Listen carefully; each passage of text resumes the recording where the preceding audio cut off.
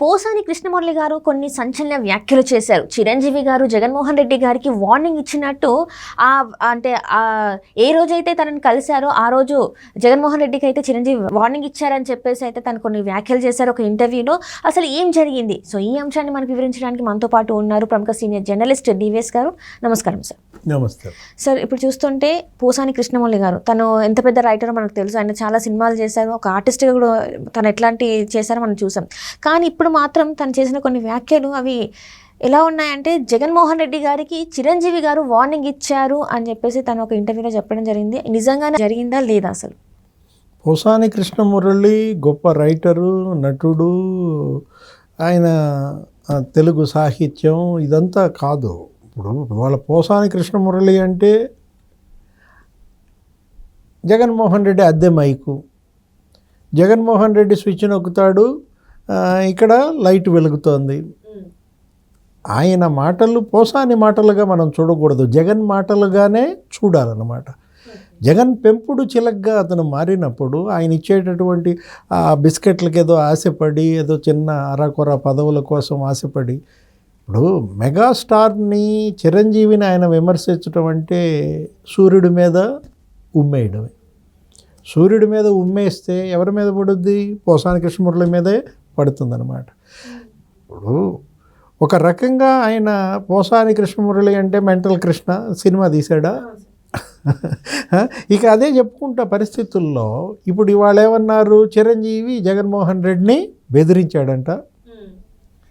అంటే ఇది నా వార్నింగ్ అనుకోండి, లేకపోతే రిక్వెస్ట్ అనుకోండి అని చెప్పేసి ఒక కాన్ఫరెన్స్ మీటింగ్లో తను అట్లా అన్నారు అని చెప్పేసి, అమ్మతోడు ఇది చిరంజీవి అన్నాడు అని చెప్పేసి పోసాని కృష్ణమురళి గారు ఆ ఇంటర్వ్యూలో చెప్పడం జరిగింది.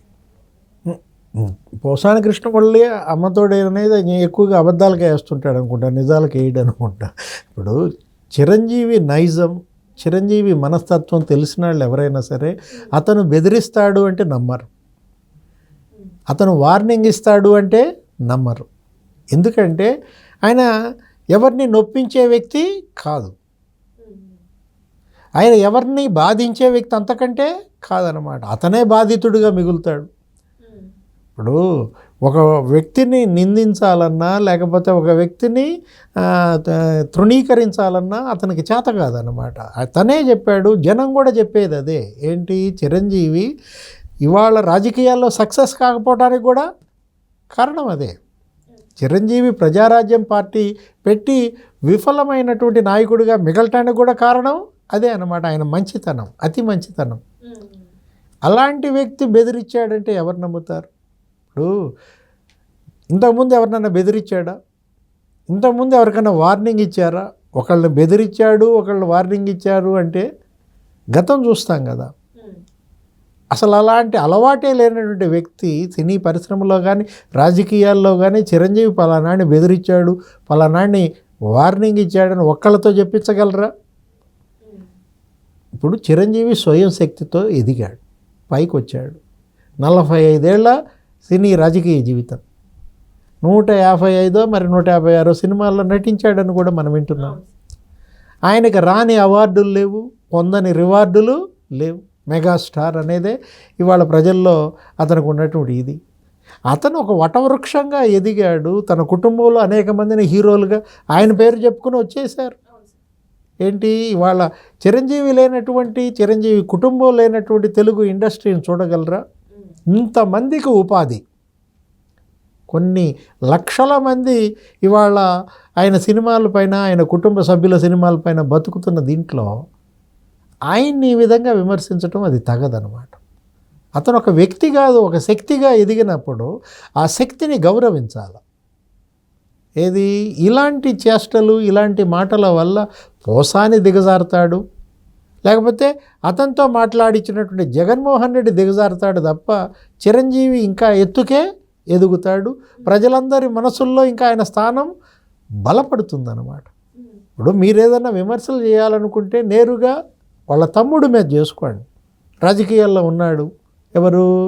జనసేన అధ్యక్షుడు పవన్ కళ్యాణ్ని నేరుగా టార్గెట్ చేయండి. అంతేగాని చిరంజీవి భుజం మీద తుపాకీ పెట్టి పవన్ కళ్యాణ్ని పేలుద్దామని చూడబాకండి.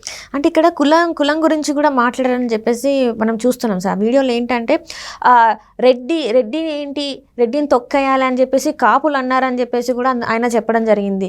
నిజంగా ఇది జరిగిందంటారా సార్? నిజంగా వాళ్ళు మాట్లాడుకున్నారంటారా మరి? ఇప్పుడు చిరంజీవి కోడలు ఎవరు? ఏ కులం? ఏ కులము నీదంటే గోకులము నవ్విందనో ఎవరో ఒక కవి రాశారు. అసలు ఈ కుల పిచ్చి ఏంటి? కుల చిచ్చు రగిలించి చలిమంటలు కాచుకోవటమా? జగన్మోహన్ రెడ్డి కుటుంబంలో ఏ కులస్తుల్ని పెళ్లి చేసుకున్నారు వాళ్ళ కుటుంబ సభ్యులన్నీ? వాళ్ళ నాన్నే చెప్పేవాడు, రాజశేఖర రెడ్డి మాది నానా జాతి సమితి, మా చెల్లెళ్ళు అదర్ క్యాస్ట్ని చేసుకున్నారు, ఎస్సీలను చేసుకున్నారు. అది కదా రాజశేఖర రెడ్డి ఎదగడానికి దోహదపడింది. అలాంటి మనస్తత్వం, అలాంటి ఆ ఫ్యామిలీ హిస్టరీ కదా. జగన్మోహన్ రెడ్డి ఈ రెడ్డి పిచ్చి ఏంటి? లేకపోతే వీళ్ళందరూ కూడా ఆయనకు ఆ రెడ్డిజాన్ని ఆపాదించడం ఏంటి? ఇప్పుడు మనం విమర్శ ఏంటి? ఇవాళ 5 ఏళ్ల జగన్మోహన్ రెడ్డి పరిపాలనలో 1000కి పైగా పోస్టులు ఆ సామాజిక వర్గానికే ఇచ్చారు అని ఎటు చూసినా వాళ్లే కనపడటం కూడా కళ్ళ ముందు ఉంది. ఎవరు జగన్మోహన్ రెడ్డి ముఖ్యమంత్రిగా ఆయన సిఎస్ జవహర్ రెడ్డి, ఎవరు డీజీపీ కసిరెడ్డి రాజేంద్రనాథ్ రెడ్డి, ఎవరు ఆయన CMO chief secretary principal secretary Dhanunjaya Reddy, ఆయన పిఏ ఎవరు నాగేశ్వర్ రెడ్డి. అసలు మొత్తం మనం చూసుకున్నట్లయితే అదే కాదు, తిరుపతి దేవస్థానం ఉంది. తిరుపతి దేవస్థానానికి నిన్నటిదాకా చైర్మన్ వాళ్ళ బాబాయ్ సుబ్బారెడ్డి, ఇప్పుడు భూమన కరుణాకర్ రెడ్డి, అక్కడ ఎమ్మెల్యే భూమన కరుణాకర్ రెడ్డి, ఇప్పుడు కాబోయే ఎమ్మెల్యేగా ఇచ్చిన సీటు భూమన కొడుకు అభినవ్ రెడ్డి. ఇప్పుడు ఆ తిరుపతికి ఎవరిని పెట్టారు ఈవోగా? ధర్మారెడ్డి. మొన్నటిదాకా ఆ తుడా చైర్మన్, ఇప్పుడు అక్కడ చంద్రగిరి ఎమ్మెల్యే టీటీడీ, ఇదంతా చెవిరెడ్డి భాస్కర్ రెడ్డి. అసలు తిరుపతిలో వెంకటేశ్వర స్వామి చుట్టూతా అంతా కూడా రెడ్డి వాళ్ళే. ఎక్కడ ఇప్పుడు నీ సీఎం ఆఫీసులో అదే, తిరుపతి దేవస్థానంలోనూ అదే. మీరు ఇంకొకళ్ళని కులం గురించి ఆపాదించటం. విజయసాయి రెడ్డి గతంలో ఒక విమర్శ చేశాడు, 36 మంది డిఎస్పీల పదోన్నతులు తెలుగుదేశం ప్రభుత్వ హయాంలో చంద్రబాబు ముఖ్యమంత్రిగా అందరూ కమ్మాళ్ళకే ఇచ్చారన్నారు. జనం కూడా నమ్మారు. ఎందుకని కమ్మాళ్ళు ఇంతమందికి ప్రమోషన్లు ఇచ్చారా అనేది అసలు ఒక రకంగా ఇది బలంగా వెళ్ళింది. తెలుగుదేశం ఓటమికి అది కూడా ఒక కారణంగా అనుకుంటారు. తర్వాత అసెంబ్లీలో తెలుగుదేశం ఎమ్మెల్యే రామానాయుడు ఎవరో హోంశాఖ మంత్రికి ఒక క్వశ్చన్ వేస్తాడు, ప్రశ్న. తెలుగుదేశం హయాంలో ఎంతమందికి పదోన్నతులు డిఎస్పీలుగా వచ్చాయి, కులాల వారీగా జాబితా ఇవ్వండి అంటే ఆమె అసెంబ్లీలో ప్రకటించింది. ఏమని? 3 అందులో కమ్మాళ్ళు. 36 మంది డిఎస్పీలు మొత్తం కమ్మాళ్ళే అన్న విజయసాయిరెడ్డి వార్తలో ఎంత వాస్తవం ఉందో అక్కడే కనపడిపోయింది. ఇప్పుడు మళ్ళా కాపు ఏమన్నాడు? పోసాని కృష్ణమురళి రెడ్డిని తొక్కటానికి కాపుని తెస్తారా? మొన్నటిదాకా కమ్మాళ్ళని తిట్టాడు, ఇప్పుడు కాపుల్ని తిడుతున్నాడు. అంటే ఏంటి ఈ పోసాని కృష్ణమురళి లేకపోతే ఈ జగన్మోహన్ రెడ్డి ఏం ఆశిస్తున్నారు? కుల ద్వేషాన్ని రగిలించి, కుల చిచ్చు పెట్టి వచ్చే ఓట్లు రాబట్టుకోవాలన్నా ఇంకా ఎన్నాళ్ళు? గత ఎన్నికల్లో అదే జరిగింది కదా. గత ఎన్నికల్లో మా తాతను చంపారు, మా నాన్నని హెలికాప్టర్లో ఇది చేశారు, మా బాబాయిని చంపారు. ఆ బాబాయ్ హత్య కాస్త ఇవాళ బాబాయ్ వివేకానంద రెడ్డి హత్య కేసులో అరెస్ట్ అయింది ఎవరు? మొత్తం అరెస్ట్ అయిన 7 8 ఆయన కూడా అరెస్ట్ కింద లెక్క. టెక్నికల్గా పుస్తకంలో రాసుకున్నారు. అవినాష్ రెడ్డి ఏ పార్టీ వాళ్ళు? తెలుగుదేశం వాళ్ళ, వైసీపీ వాళ్ళ? వాళ్ళందరూ వైఎస్ఆర్ కాంగ్రెస్ పార్టీ వాళ్ళు. అంటే గుడ్డ గాల్చి ముఖాన వేయటం, తుడుచుకోమనడం, మీ ముఖానికి నలుపు అంటిందని చెప్పడం. ఇప్పుడు ఈ పోసాని కృష్ణమురళి చిరంజీవి మీద ఇవాళ విమర్శలు చేయాల్సిన అవసరం ఏంటి? చిరంజీవి ఆయన సినిమాలు ఆయన చేసుకుంటున్నాడు, ఆయన రాజకీయాల్లో లేరు.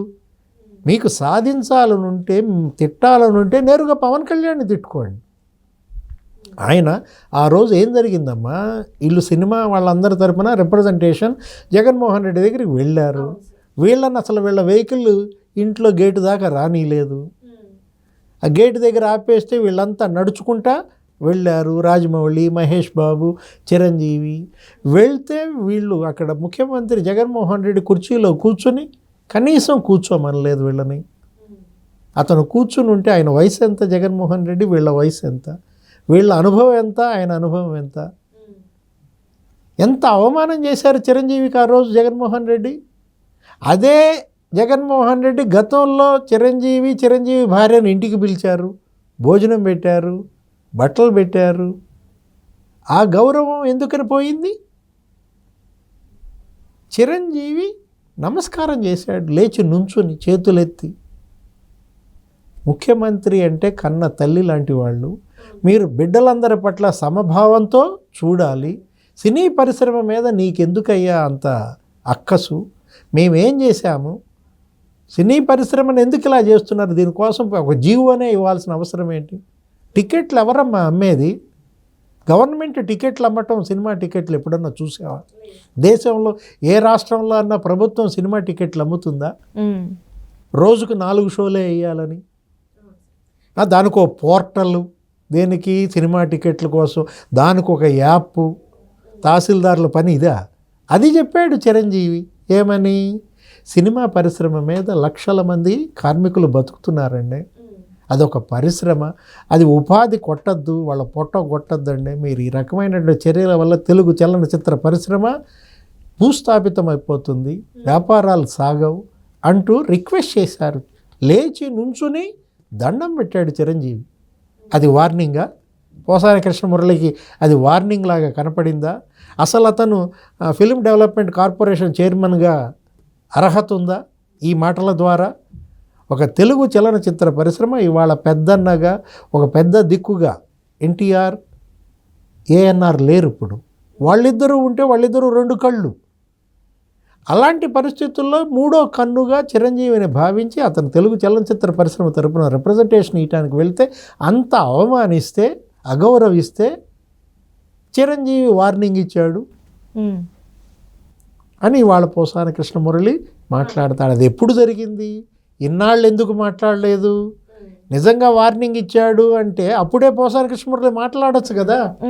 అది కూడా పిఎంఓ ఆఫీస్లో మాట్లాడింది కాబట్టి వాళ్ళే చేస్తారు కాబట్టి డైరెక్ట్ అది అప్పుడే వేసేస్తే అయిపోయింది కదా సార్.